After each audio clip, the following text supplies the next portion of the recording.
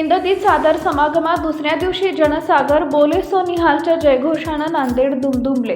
हिंददीत सादर अंतर्गत श्री गुरु तेग बहादूर साहेबजी यांच्या 350व्या शहीदी समागम वर्षानिमित्त नांदेडमध्ये आयोजित भव्य कार्यक्रमाला आज दुसऱ्या दिवशी भाविकांचा अभूतपूर्व प्रतिसाद मिळाला।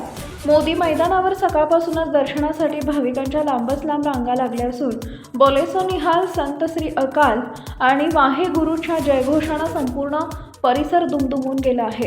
देशाच्या विविध राज्यातून आलेल्या सर्वधर्मीय भाविकांनी मोठ्या श्रद्धेनं व शिस्तीनं हजेरी लावली आहे। लाखो लोकांची उपस्थिती असून ही शांतता व संयम वाखाणण्याजोगा आहे।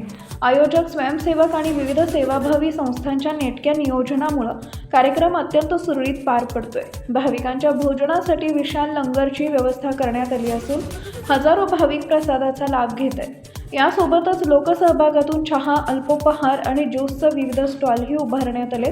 गुरुद्वाराच्या वतीनं अखंड सुरू असलेल्या कीर्तनामुळे वातावरण पूर्णपणे भक्तिमय झालंय। श्री गुरु तेग बहादूर साहेबजींचा त्याग, धर्मनिष्ठा आणि मानवतेचा संदेश या सोहळ्यातून अधोरेखित होत असून या माध्यमातून समाजात बंधुभाव आणि राष्ट्रीय एकतेचा संदेश दिला जातो आहे। टाइम्स ऑफ महाराष्ट्र करता हिंगोली प्रतिनिधी गोविंद देशमुख यांचा रिपोर्ट।